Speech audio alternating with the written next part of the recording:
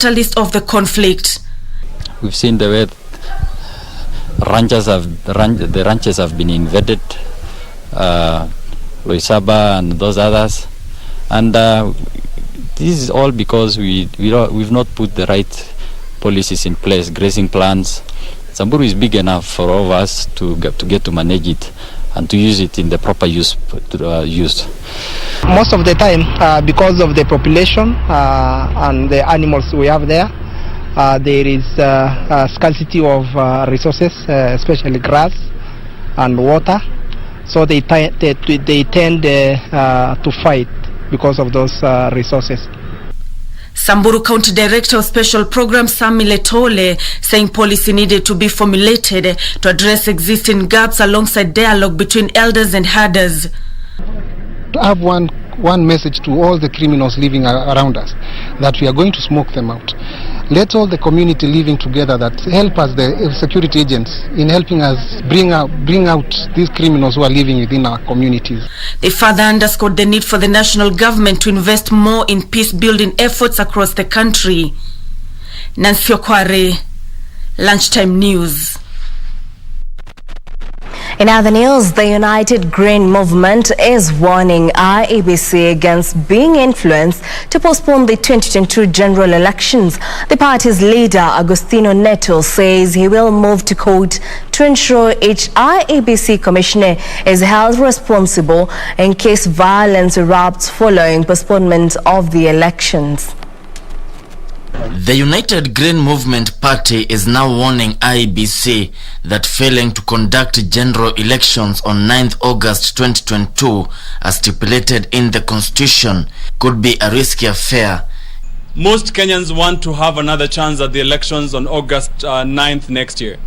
Postponing those elections like we saw in 2007-2008 would occasion political violence. UGM leader Agostino Neto argues IEBC commissioners must be held responsible should violence erupt due to postponed elections. They will be falling within the principles of international crimes, which are crimes against humanity, the crimes of genocide, should they be misusing their constitutional offices. Because that is the point. You only need to do is to show a causal link that the independent and elected independent commissioners abdicated their roles.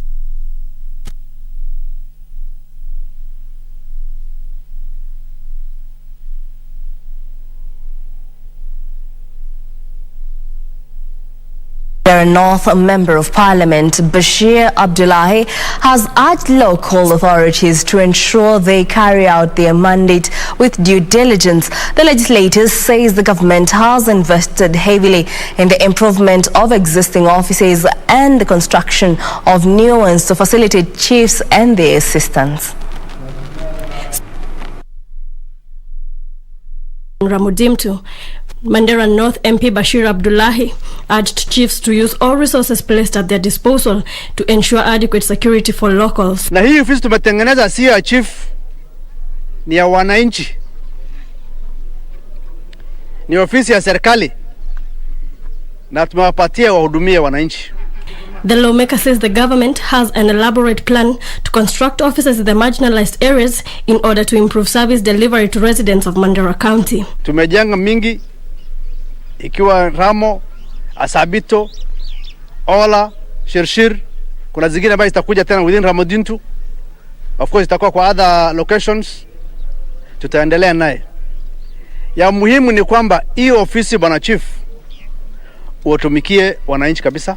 Some chiefs in the region have been operating from makeshift offices, impending service delivery and security efforts. Furaha yetu ni zamani tulikuwa tuna operate under shelter 3 ama under shelter ama tulikuwa tuna operate under a temporary shelter. Lakini for today we have got a permanent rooms ambao inakaa vizuri na unaweza kutumikia wananchi ya Ramudimto, and this is a public office whereby we can give service delivery to the community. Reporting for Lunchtime News, Amamboyo Tiende.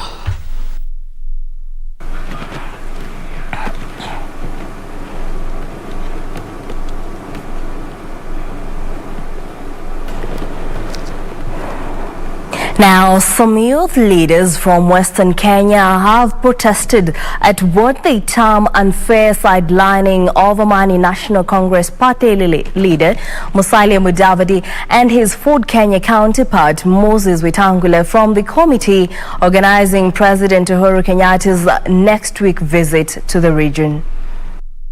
President Uhuru Kenyatta is scheduled to tour the Western region next week, triggering expectations among politicians and residents. Amid the wait, a section of youth leaders from the region is reading malice in the composition of a committee charged with the responsibility of planning the visit. Tuko na viongozi wawili ambao sisi kama region ya Western Kenya tunawategemea na lazima wakuwe included kwa hiyo tour ya rais. To them, a scheme has been hatched to sideline ANC party leader Musalia Mudavadi and Ford Kenya leader Moses Wetangula. According to the group, the two leaders play a key role in the leadership of the Western region, and their input should therefore be viewed as paramount. The group now urging President Uhuru Kenyatta to involve all leaders during his visit. Tunamuomba rais aite viongozi wote, aite party leader wetu wa Ford Kenya Mheshimiwa Moses Masika Wetangula, aite kiongozi wa ANC Mheshimiwa Wycliffe Musalia Mudavadi, na aite governors wote wa Western region, Trans Nzoia included, aite wabunge wote, aite MCS wote, wakae chini kwa round table. They have appealed to the head of state to address key economic issues such as sugarcane farming, maize farming, and growth of infrastructure in the region. Kitu gani ilifanya Nzoia sugar ikaanguka? Kitu gani ilifanya Mumia sugar ikaanguka? Kitu gani imefanya Kitale town iko congested, haijakuwa expanded? Hayo ndio masuala ambayo sisi tunamuomba rais akikuja hapa akuwe na viongozi wote pamoja tuzungumuze. Na kitu kingine ni value addition ya hizi vitu ambazo sisi tunatoa hapa. Kama mahindi hapa Kitale linafaa tuletewe kampuni ya kusiaga mahindi. Tufanye value addition tukiwa hapa nyumbani, ndio ikienda kule Nairobi inaenda ni kama iko na pesa ya juu. This even as they have cautioned ODM leader Raila Odinga for interfering with the president's visit in the region. Yes. So tunamuomba tafadhali, Western region ina viongozi ambao wanatambulika na wanaheshimika.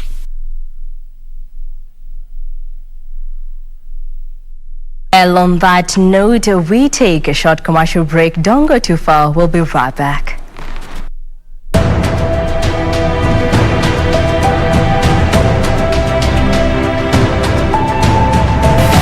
Ndio ukweli mchungu, na mimi nataka kusema hivyo waumie. Ukweli ni kwamba mama wenyewe hawasikizani, hawatakani, mpaka wa mama watakapokubaliana wapendani na wahusiane pamoja. Wao wana haki ya kujaza lile bunge la Kenya na wakina mama tupu, na sisi 48 wanaume tutakaa chini yao.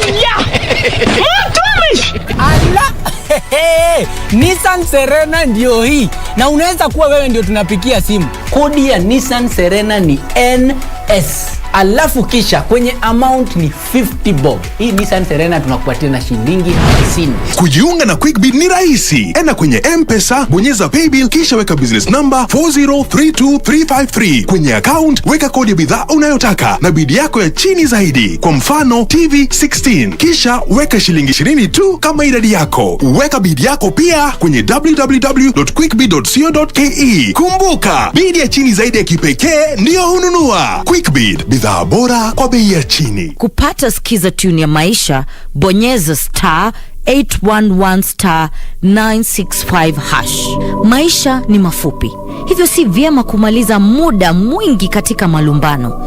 Hesabu baraka zako, wathamini rafiki zako na tabasamu ili udumishe amani. Bonyeza *811*965#. *811*965#. The military is currently the epitome of management in this country. From Nairobi Metropolitan Services to the Kenya Meat Commission, the precision is evident. But what is that they build in character? Join me, John Jacob Kioria, this Wednesday on Prime Edition as I engage the General Robert Kariuki Kibochi, the Chief of Defense Forces, in his first ever interview with the media.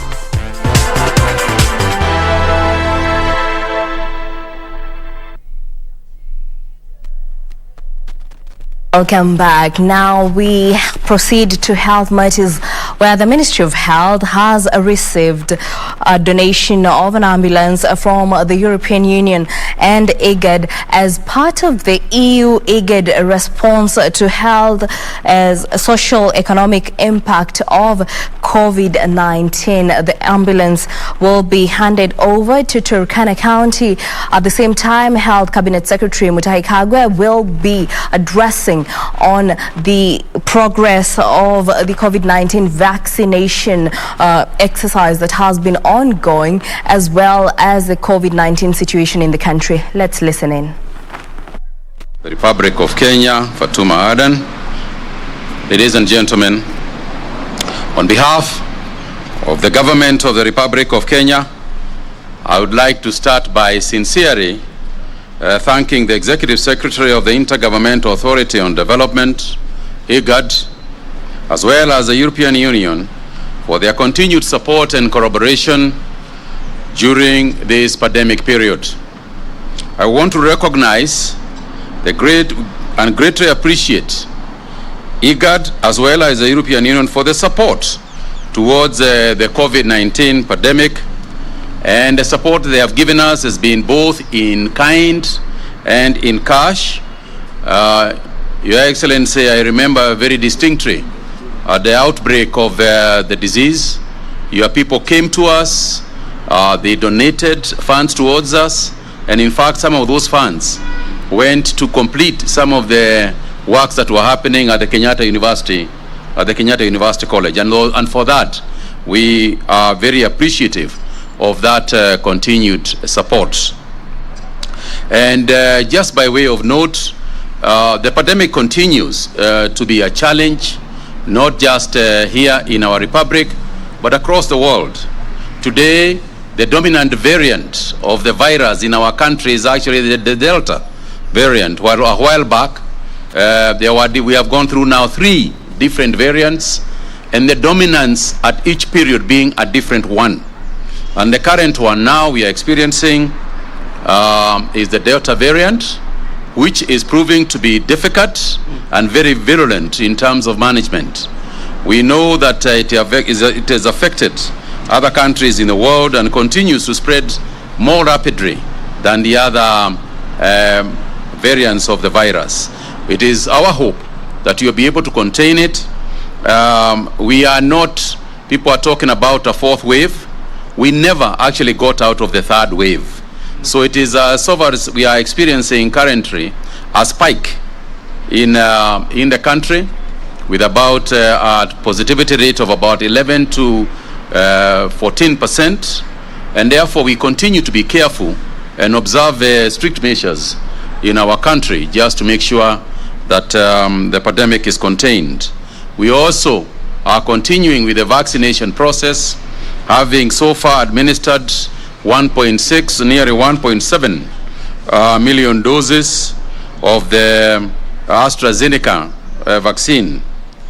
We have used about 650,000 people have received the 2nd dose of the AstraZeneca vaccine. And the challenge we continue to have is one of the supply constraints. And we are ready and can take up a huge chunk of the vaccinations per day. However, we are also looking at a brighter future, knowing that we are receiving a substantial quantity of doses in the country, including nearly 1.8 million doses of Pfizer and some Johnson & Johnson vaccines as well.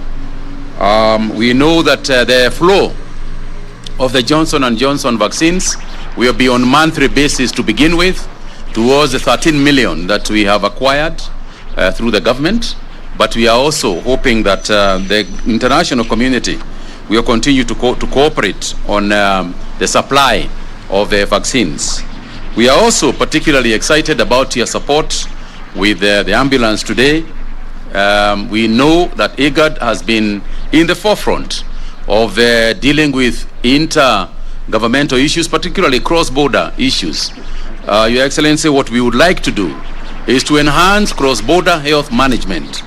We a while back had a meeting here on the issue of the cross-border malaria containment. We are talking about a cross-section of health issues that do not recognize borders. And through IGAD, we know that there are several that we can be able to address, and there are several that we can get assistance from your office in order to cross into each other's territories to deal with diseases. Because essentially, that is what we are here for. So without much ado, I want at this point to invite you to make a few remarks, after which I'm also going to invite Governor Nanok so that he can give our thanks and then proceed to the presentation of the ambulance. Do you want to? No, use this.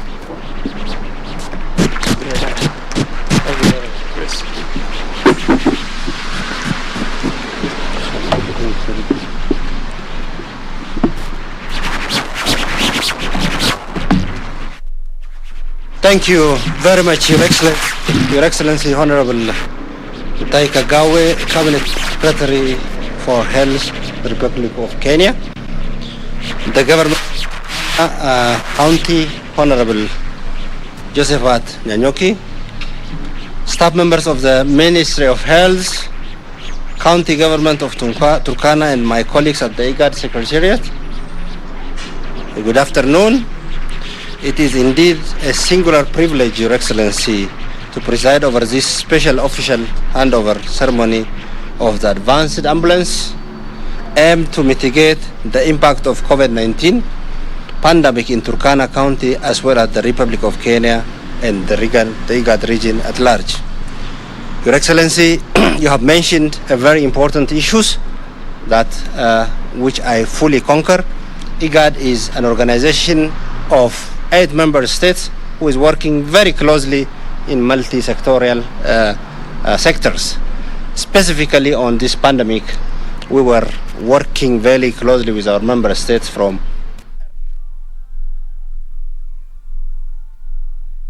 That was the Health Cabinet Secretary Mutahi Kagwe giving an update on the COVID-19 pandemic situation in the country.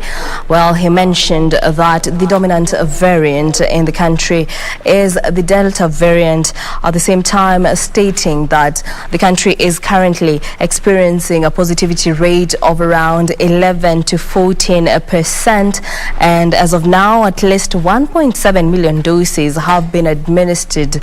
That is at the same time more vaccines are expected in the country. We shall be bringing you more updates in our subsequent bulletins of the same. Now moving on, police in Bungoma County have launched a manhunt for 3 suspects who allegedly killed a watchman at a hotel in Bunyala before escaping with 4 television sets. The suspects are said to have checked in at Camilla Lounge in Port Victoria for drinks and accommodation early Tuesday evening.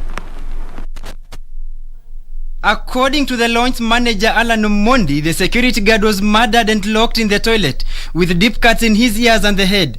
Kitu niliona ya kwanza, niliangalia place wanaikanga TV, nikaona TV moja hakuna, nikatoka tu huko mbio kuenda kwa boss lady wangu. Kufika huko nikamwamsha, akakuja huku juu ananiambia tusipige kelele, tuache tuangalie ni vitu gani hakuna kwanza.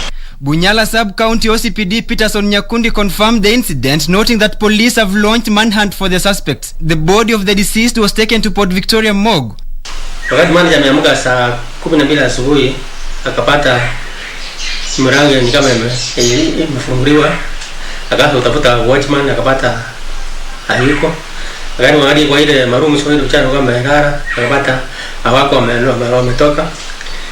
Wakati nenda kutafuta watchman akapata amefungiwa ndani ya washroom, lakini tayari ameuawa. The police boss observed that the suspects have committed robbery elsewhere, according to the records.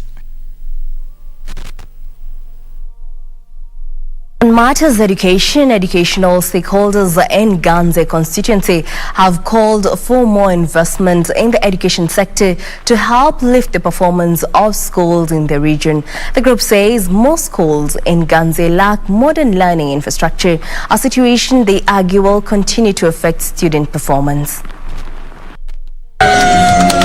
Education stakeholders in Kilifi County say poor infrastructure has negatively stacked the odds against thousands of learners in Ganze.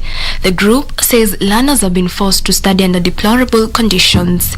Hali ya elimu katika eneo lile la Bamba Zone ambao ndio ninalotokea, hali si nzuri kwa sababu population ya watoto ni kubwa zaidi na facilities ni chache. Inadequate income has also forced some parents to depend fully on bursaries to enable their children access education. Tumeangalia mikakati ya serikali kweli iko, lakini haitoshi. Wakati mwingi utaona kuwa hatupati msaada kutoka kwa serikali, na ukiangalia hata basari zile wanafunzi wanapewa pia hazitoshi, kwa sababu ni kweli kuna basari ambayo inapeanwa na CDF, kuna basari inapeanwa na county, lakini pia ukiangalia wanafunzi wengi bado wako nyumbani. Mombasa Deputy Governor Dr. William Kingi says the 100% transition policy is facing serious challenges in parts of Ganze. Transition rates ziko chini sana. Tunapata from primary to secondary transition rates kama ziko chini ya 40%. Kujua hapa kuna changamoto kubwa. Hii foundation kama hii inakuja wakati mzuri kuona kwamba wale vijana ambao wanataka kuendelea katika masomo waweze kusoma bila tashwishi yoyote. The leaders called for proper investment in the local education sector to induce better performance. Jacqueline Masharia for Lunchtime News.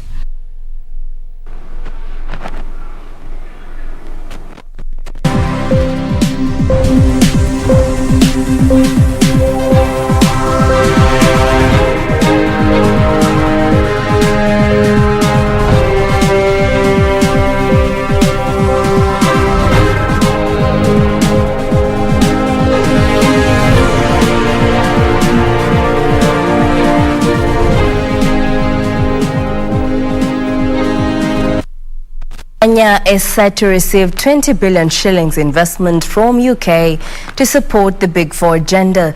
UK Foreign Secretary Dominic Raab says the new UK-Kenya deal will support building new green affordable homes, connecting households to clean energy and boosting manufacturing.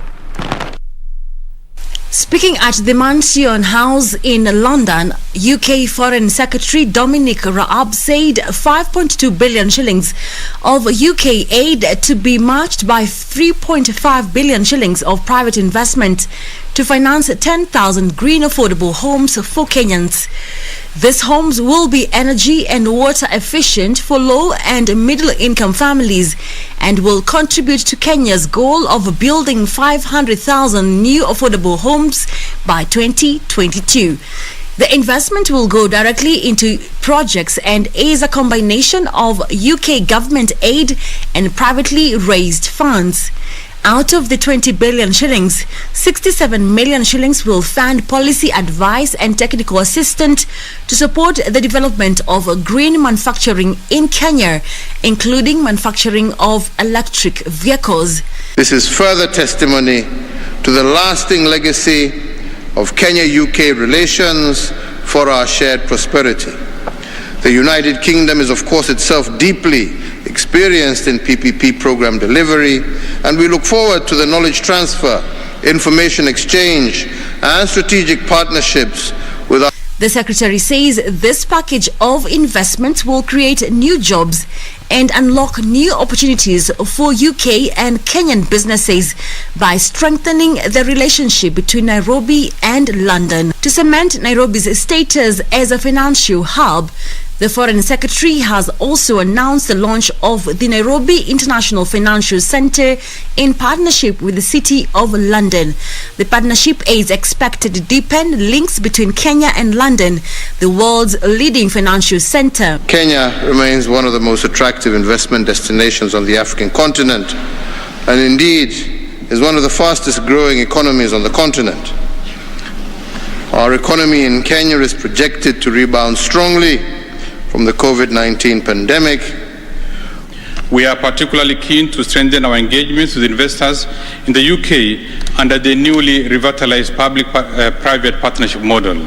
The reforms from shortened processing time to simple and friendly investment procedures without compromising governance has made the unit more responsive to the private sector.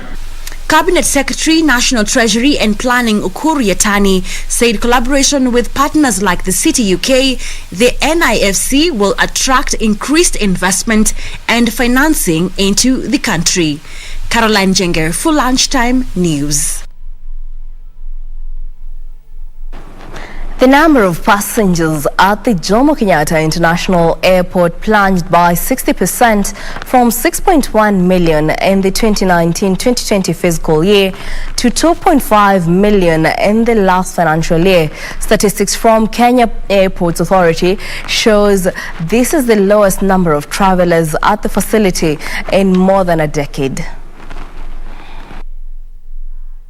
Passenger numbers at the Moi International Airport in Mombasa declined by 45% from 1.1 million to 646,000 passengers.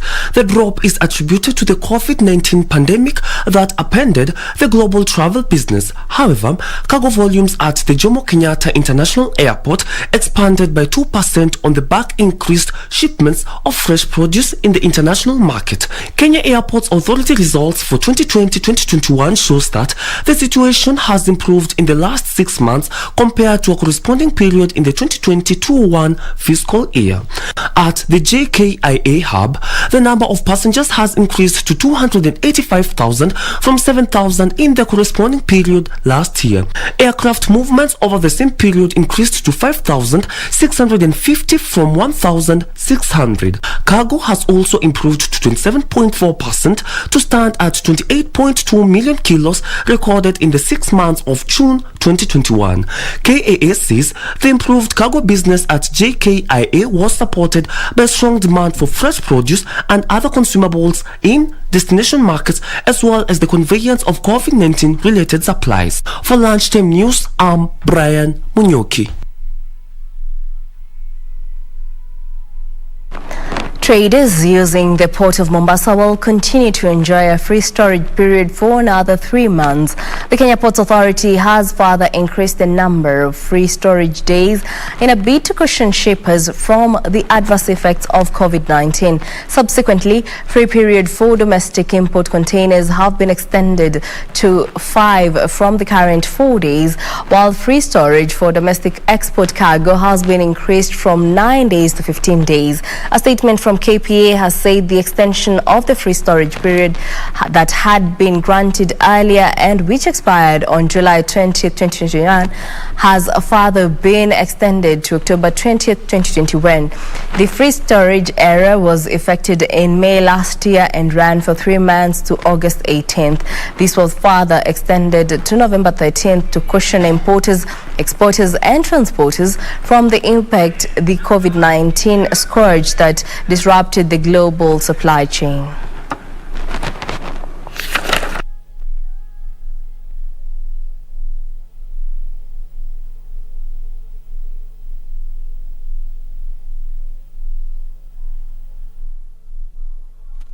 Now, former President Barack Obama has become a strategic partner and minority owner in the National Basketball Association's Africa business, which oversees the Basketball Africa League. The league has confirmed that the former U.S. president will use his stake in NBA Africa to fund the Obama Foundation youth and leadership programs across Africa. These and other stories from across the continent. NBA Africa, which oversees the Basketball Africa League, has added that the 44th president to its list of investors, including Dikembe Mutombo, Grant Hill, and Junior Bridgman. NBA Africa wants to establish corporate partnerships, expand content and media rights, and support local governments seeking to build new basketball arenas.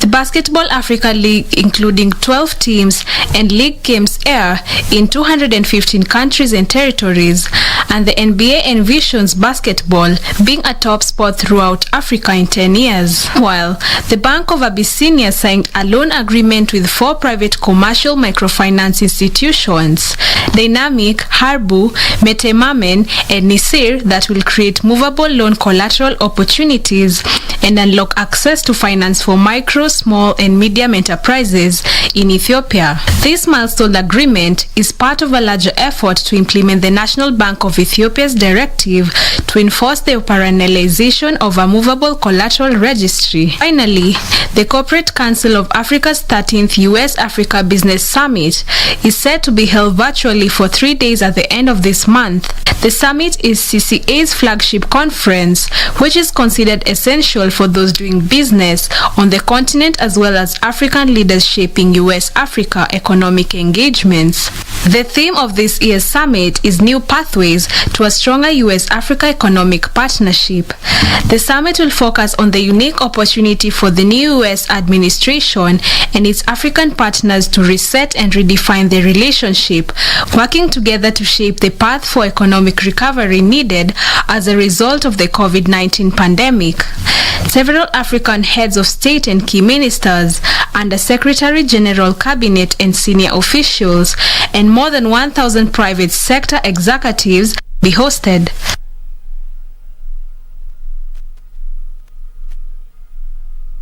Now, tech giants have reported soaring profits as consumers upgraded their devices and sought cloud storage during lockdowns. Apple's profits nearly doubled to $21.7 billion in the 3 months to June 30th as customers bought pricier 5G iPhones. Here are the details of these and other stories from across the globe.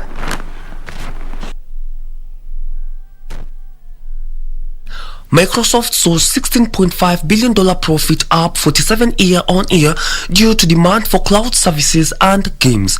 Analysts warned that the figures may lead to calls for tech company curbs. Google's parent company, Alphabet, also reported that quarterly sales and profits had surged to record highs. Google's parent company, Alphabet, also reported that quarterly sales and profits had surged to record highs. That was largely down to an increase in spending and online advertising aimed at customers who were stuck at home shopping online due to restrictions. Its video platform YouTube saw advertising revenue jump to $7 billion in 3 months ending 30th June in comparison with $3.81 billion last year. Apple's record sales were boosted by growth in iPhone purchases as well as digital subscriptions for TV and music streaming services. Meanwhile, senior cabinet ministers are to discuss allowing fully vaccinated travelers from the EU and US to avoid quarantine when they arrive in England. A review of the rules is due by 31st July. The aviation industry has been pushing for a relaxation of quarantine rules for travelers from the EU and US after completing a trial of checking the vaccination status of passengers. British Airways, Virgin Atlantic and Heathrow Airport wanted to demonstrate that vaccination status could be checked away from the border and allow safe entry to UK from countries on the amber list. The company said 99% of documents were fully verified correctly during the 10-day trial, which involved 250 vaccinated participants from the US, the Caribbean and Europe traveling to Heathrow. Finally, Amazon is paying $8.6 million to workers to settle a decade-long lawsuit over not paying them for time spent searching their bag. The Pennsylvania Supreme Court ruled that Amazon must pay warehouse workers for time spent in mandatory security checks. Amazon will pay a total of $13.5 million in the settlement, ending a legal battle that has lasted for over 10 years. Over 42,000 workers will split $8.6 million and their attorneys will receive $4.5 million in fees. Brian Munyoki, Lunchtime News.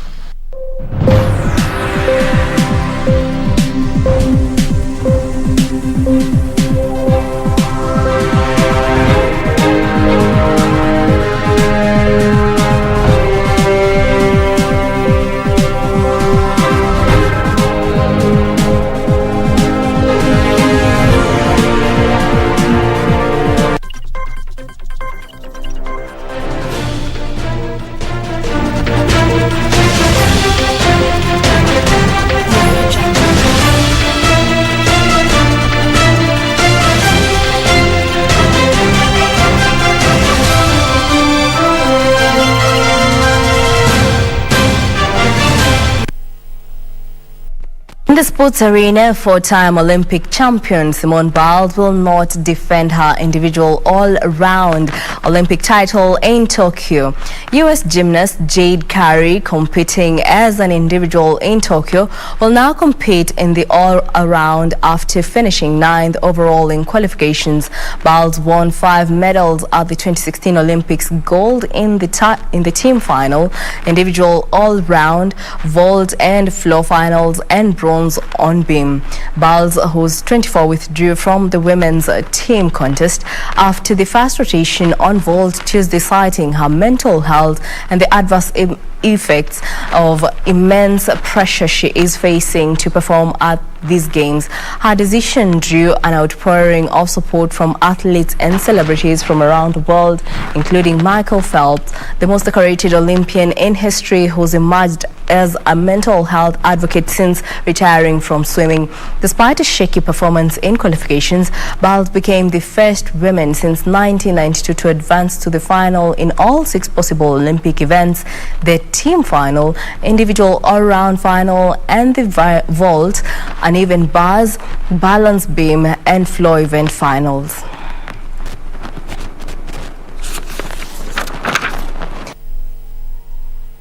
Manchester City got their pre-season campaign underway with a 2-0 win over Preston in a side featuring a number of regular first-team players. Meanwhile, European champions Chelsea came from behind to beat Bournemouth 2-1 at the Vitality Stadium, with Ike Ugbo's late header giving the Blues victory in their first game since the Champions League final. Ruben Dias, Joao Cancelo and Riyad Mahrez were among the first-team players that featured for Manchester City, with Algerian winger Mahrez netting the first for the champions against Preston at the Etihad Stadium. He knows what's coming, just doesn't know which side the bending shot's going to go. Is it to his right or to his left? The wall, of course, guarding the near post as Mahrez looks at it. He's gone above it and into the net. Delightful from Riyad Mahrez. Forward Samuel Edozie doubled the lead after being teed up by James McAtee. Smith joining in. McAtee opens up nicely. That's nice. Edozie, brilliant. Absolutely superb goal.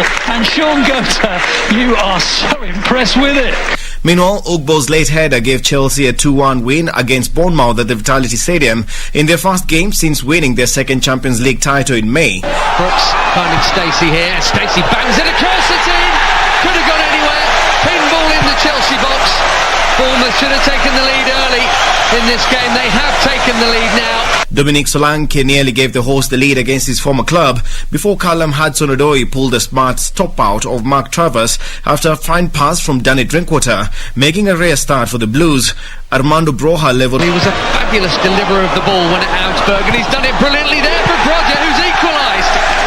Babar Rahman, Armando Broja, 1-1. Before Ugbo netted the Blues' winning goal.